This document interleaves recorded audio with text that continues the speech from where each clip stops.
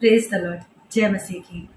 हम लोग पवित्र आत्मा के फलों और वरदानों के बारे में बात कर रहे हैं और उसी से संबंधित जो सबसे इम्पोर्टेंट वरदान है पवित्र आत्मा का, पहला कुरिन्थियों 12वें चैप्टर में 8वें वचन से जो दिए हुए हैं 9 वरदान पवित्र आत्मा के, उसमें एक सबसे इम्पोर्टेंट है आत्माओं की परख, डिसर्निंग ऑफ सोल, जो कि इस अंत के समय के लिए मैं बार बार कहती हूँ बहुत जरूरी है, क्योंकि वचन में लिखा है कि अंत में बहुत से भरमाने वाले आएंगे और इसलिए हमें और आपको इस वरदान के बारे में समझ होना, जानकारी होना, इस वरदान का हम में होना बहुत जरूरी है। और इसके लिए हमें प्रार्थना करनी है परमेश्वर से कि प्रभु जी हमें से हर एक को इस समझ का आत्मा दे, डिसर्निंग ऑफ सोल दे, कि हम पहचान पाए कि कौन किस मंशा से और कैसे स्पिरिट से, किस आत्मा के तहत हमसे क्या बात करना चाह रहा है। और इसी से संबंधित एक वचन है व्यवस्था विवरण में, डिट्रोनॉमी चैप्टर 13, वहां पे पहले वचन से ऐसा लिखा हुआ है, यदि तेरे बीच कोई भविष्यवक्ता या स्वप्न देखने वाला प्रकट होकर तुझे कोई चिन्ह या चमत्कार दिखाए और जिस चिन्ह या चमत्कार का प्रमाण ठहराकर वह तुझसे कहे, आओ हम पराये देवताओं के अनुयायी होकर जिनसे तुम अब तक अनजान रहे उनकी पूजा करें, तब तुम उस भविष्यवक्ता या स्वप्न देखने वाले के वचन पर कभी कान न धरना, क्योंकि तुम्हारा परमेश्वर यहोवा तुम्हारी परीक्षा लेगा, जिससे जान ले कि ये मुझसे अपने सारे मन और सारे प्राण के साथ प्रेम रखते हैं या नहीं।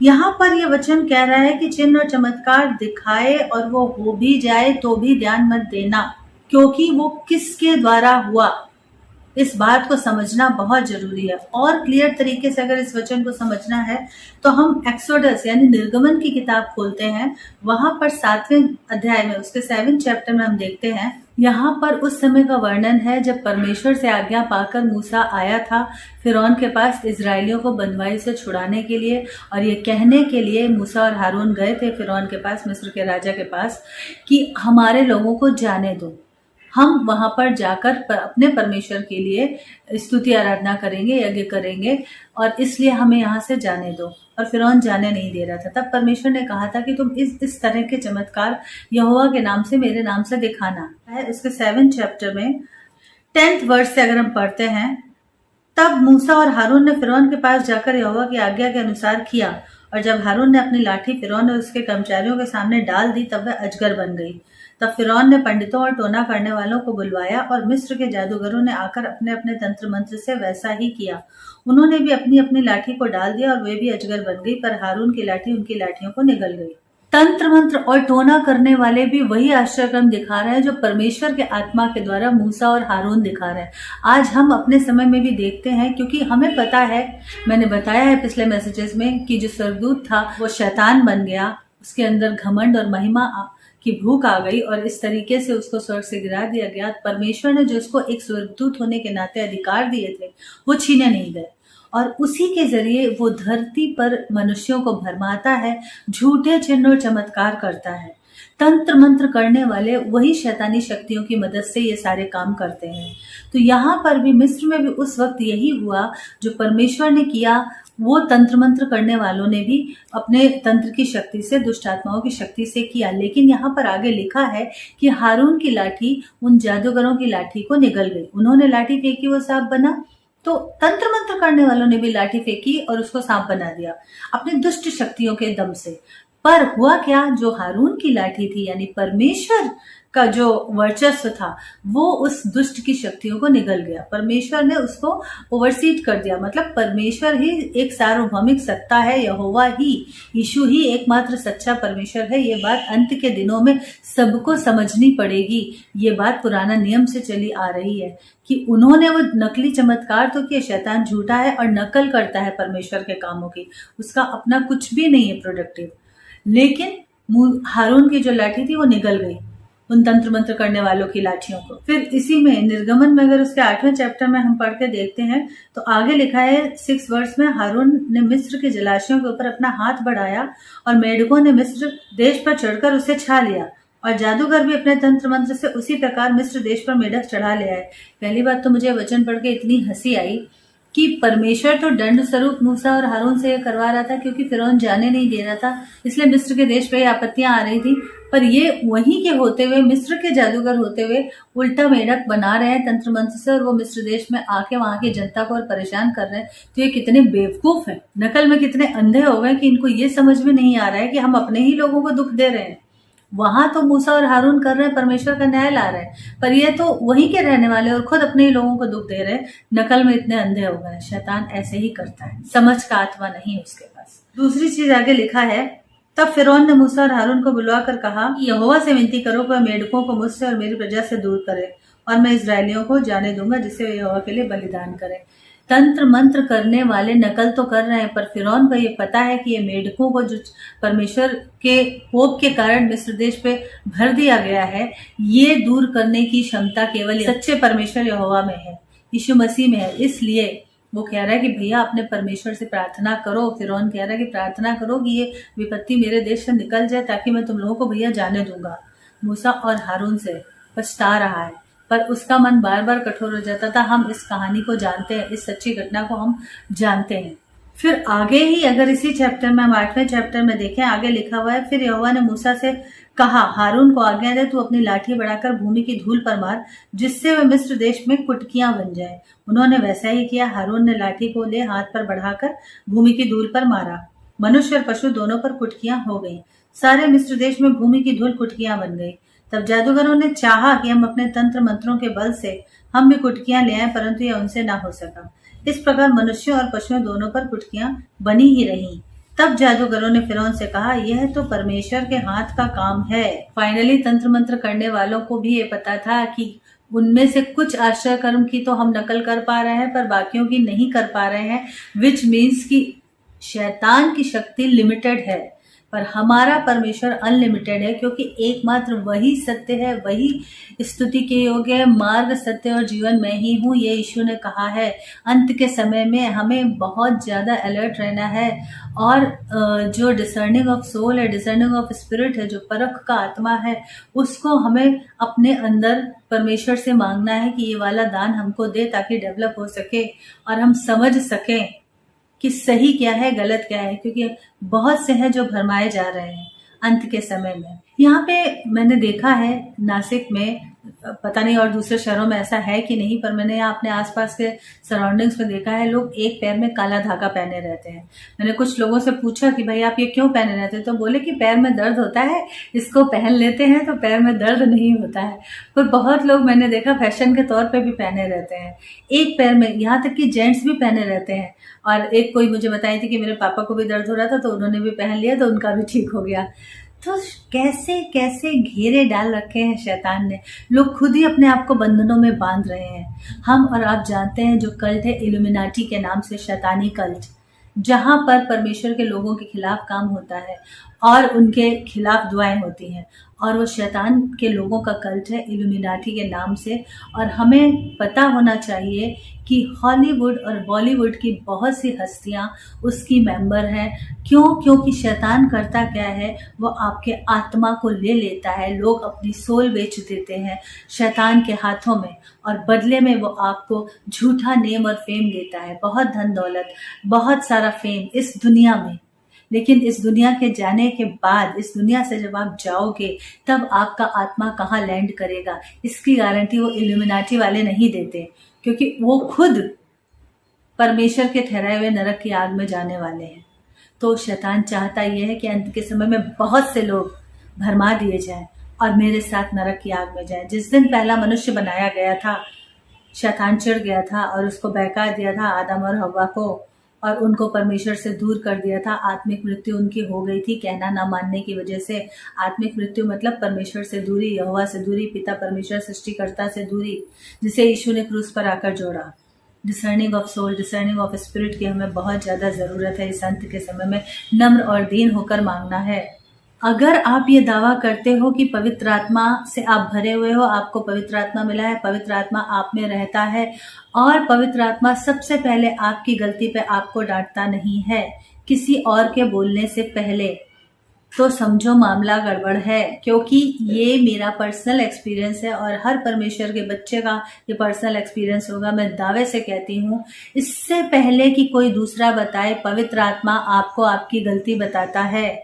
ये दाऊद के समय का समय नहीं है कि पवित्र आत्मा आता था, कुछ काम करवाता था और चला जाता था। हालांकि दाऊद को भी पता था कि वो गलत है, पर नातान को आना पड़ा था उसको उसकी गलती बताने के लिए। पर आज जब हम ये कहते हैं कि पवित्र आत्मा हम में रहता है, जिस दिन से हमारा उद्धार होता है, हम पिता पुत्र पवित्र आत्मा के नाम से बपतिस्मा लेते हैं, मसीह हम में रहता है, परमेश्वर का आत्मा पवित्र आत्मा हम में रहता है। तो अगर हम कुछ गलत स्टेप लेते हैं, बोलते हैं या करते हैं, सबसे पहले पवित्र आत्मा हमको डांटता है, वार्न करता है, एक टीचर की तरह। वो हमारा गाइड है, वो हमारा सहायक है, वो हमारा टीचर है। और अगर ऐसा नहीं है, किसी दूसरे को आपको बताना पड़ता है और वो भी आप नहीं सुनते हो, तो मामला बहुत खतरनाक है। फिर तो मामला बहुत खतरनाक है। या पवित्र आत्मा स्टिल स्मॉल वॉइस में बोलता है और आप उसकी सुनते नहीं हो, यहां भी मामला खतरनाक है।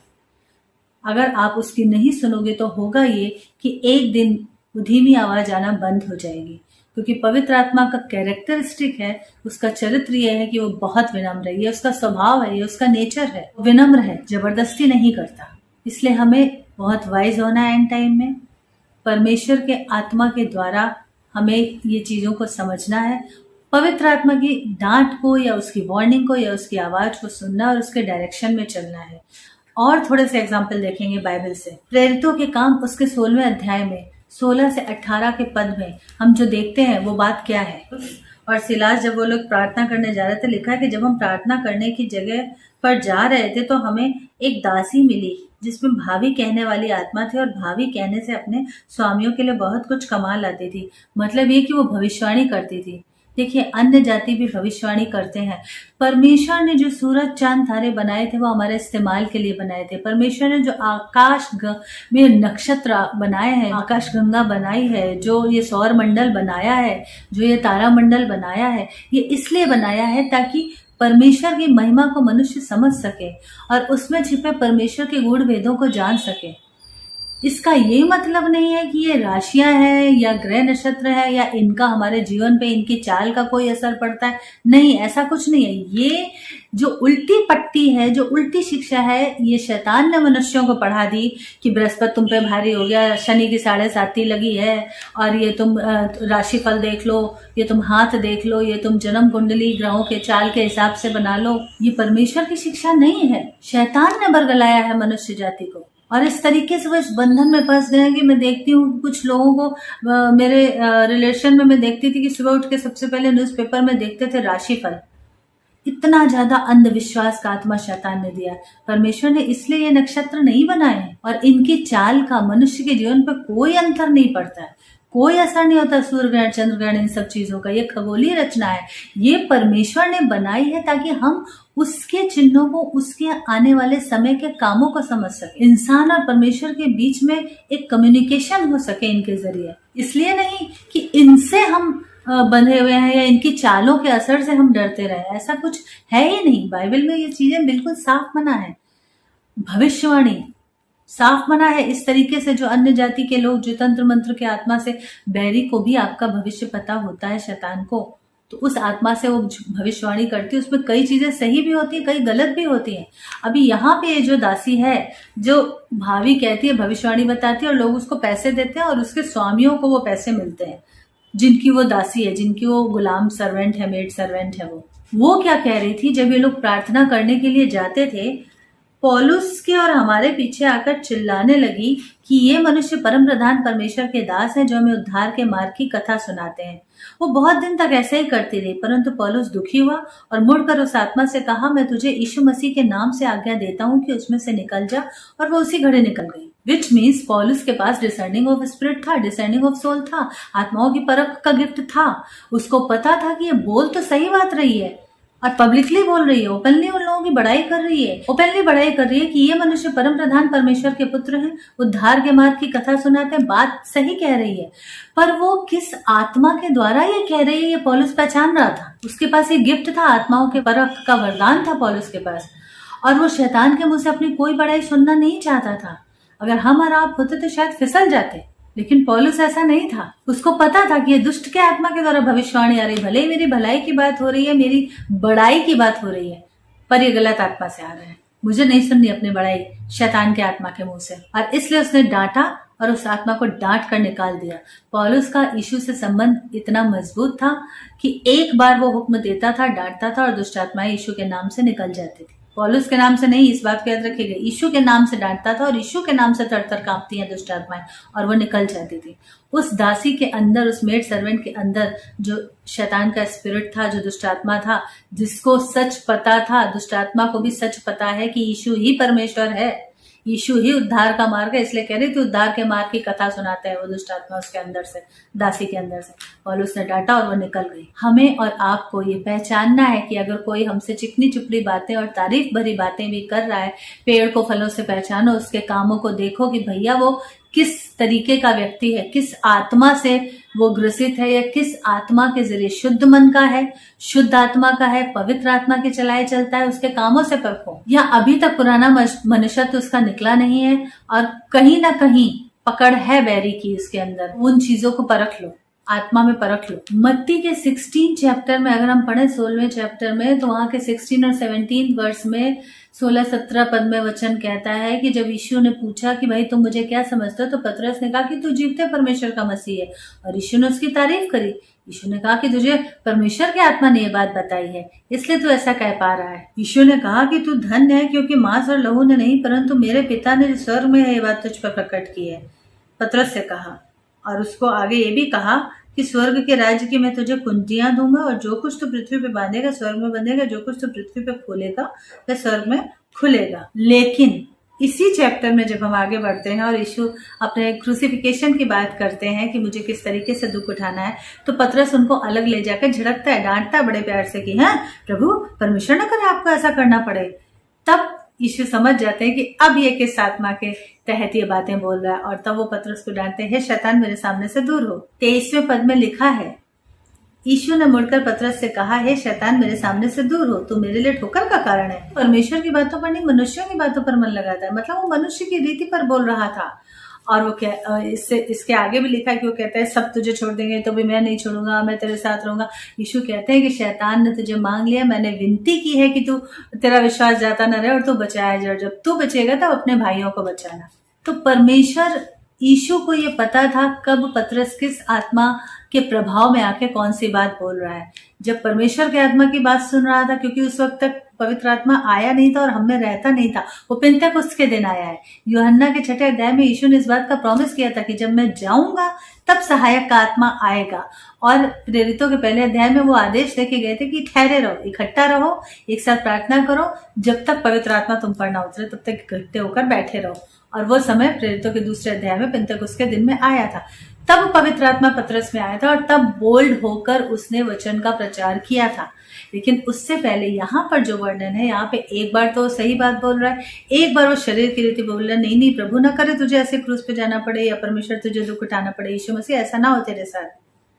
तो यीशु समझ गए कि अब ये किस आत्मा से बोल रहा है। ठीक उसी तरह से यहूदा इस्करियोती था।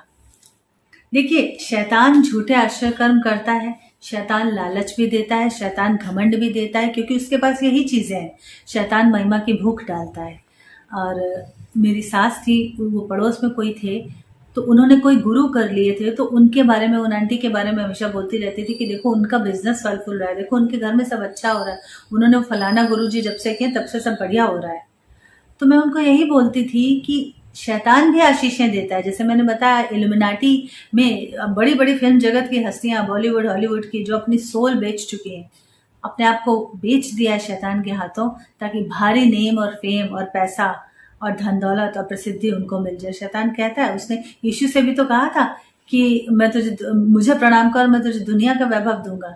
यीशु ने कहा था नहीं, क्योंकि उन्हें पता था कि सत्य क्या है। पर दुनिया के लोग हैं जो फंस जाते हैं उसके जाल में। वो सोचते हैं कि जो कुछ जीवन है इस धरती पे ही जीवन है, यहाँ पे बढ़िया नाम और धन दौलत और शोहरत कमा ली बस, लेकिन इसके बाद कहाँ? इस शरीर में जो आत्मा रहता है इसके बाद कहाँ जाएगा? बड़े से बड़े जिन लोगों को नर्क के दर्शन मिले हैं, वो बताते हैं बड़े से बड़े नामी गिरामी लोग वहां हैं, क्योंकि वो यीशु को नहीं जानते थे। मार्ग, सत्य और जीवन यीशु ही है। आत्माओं की परख इसीलिए मैं बार बार कहती हूँ इस अंत के समय में बहुत जरूरी है। जैसे यीशु के पास थी, जैसे पतरस के पास थी। मेरी सास हमेशा उनके लिए कहती थी कि उनके पास देखो कितनी ब्लेसिंग आ गई, देखो उन्होंने गुरु कर लिए। तो मैं उनको बोलती थी, अम्मा जी, शैतान भी आशीषें देता है, आप डिसाइड करो कि आपको किससे लेनी है। पर ये बात लोगों को समझ नहीं आती, ना उनके अंदर इतना पेशेंस होता है कि वो ठहरे रहें परमेश्वर के समय के लिए। और इसीलिए बहुत से लोग मसीह में आके ठहर नहीं पाते हैं, क्योंकि उनको हथेली पे सरसों जमाना है। वो सोचते सब कुछ बस फटाफट, वहां आप सालों साल घिसटते रहे तब आपको शिकायत नहीं, मसीह में आते ही सोचते हैं कि सब कुछ फटाफट हो जाए। परमेश्वर का तरीका अलग होता है, वो पहले आपको सुधारने का काम शुरू कर देता है। ब्लेसिंग आती है, नो डाउट, इंस्टेंट ब्लेसिंग आती है, पर परमेश्वर आपकी आशीष से ज्यादा आप में चित्त लगाता है। वो चाहता है कि आप अनंत जीवन के वारिस बन जाओ। इस धरती पे ही आशीषित मत रहो, यहाँ से जब छोड़ कर जाओ तो भी आशीषें पाओ और उस अनंत स्वर्गीय राज्य के वारिस बन जाओ। इसलिए वो आप में काम करता है, आपके ऊपर काम करता है, आपके अंदर काम करता है। याकूब 3:15 में इसीलिए लिखा है शैतान और उसके बनाए हुए ज्ञान के विषय में, जैसा मैंने अभी बताया था कि उसने परमेश्वर ने जो तारे ग्रह नक्षत्र बनाए थे वो उसकी भजन संहिता 19 में भी लिखा कि आकाश मंडल परमेश्वर की महिमा का वर्णन कर रहा है। उसकी महिमा के वर्णन करने के लिए बनाए गए थे, ताकि हम उसकी महिमा को, उसके ऐश्वर्य के प्रताप को समझ सकें। पर शैतान ने अपना ज्ञान देके इंसानों को बहका दिया और वो आज राशिफल के चक्कर में पड़ गए। होरोस्कोप देखते हैं, जन्म पत्र या जन्म कुंडलियां मिलाते हैं, ये तुम्हारी राशि, ये हमारी राशि, ये शनि इस पे भारी, ये बृहस्पति इस पे भारी, इन सब चक्करों में पड़ गए। ये ज्ञान परमेश्वर का नहीं, ये चीजें परमेश्वर की ओर से नहीं। ये शैतान ने इंसानों को गलत विद्या सिखाई है और वो उसमें उलझ गए हैं। यहाँ पर लिखा हुआ है कि यह वह ज्ञान नहीं है जो ऊपर से उतरता है, वरन सांसारिक, शारीरिक और शैतानी है।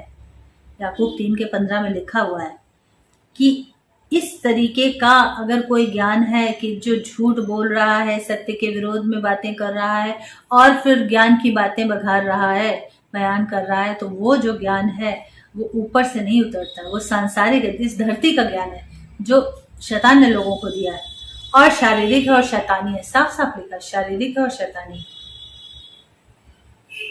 परमेश्वर के लोगों को परमेश्वर के आत्मा के चलाए चलना है, परख के आत्मा में बढ़ना है, और ये बहुत जरूरी है इन अंतिम दिनों में। परमेश्वर आपको इस छोटे से वचन से सीख दे और आशीष दे। आमीन। आइए दुआ करें। पिता यीशु के सामर्थशाली नाम में प्रभु जी आशीष दे तेरे बच्चों को, समझ का आत्मा, परख के आत्मा इस अंतिम दिन में बढ़ा हमको प्रभु। यीशु मसीह के नाम में ब्लेस करते हैं हर एक सुनने वाले को और आशीष देते हैं यीशु मसीह के नाम से। आमीन, आमीन। God bless you.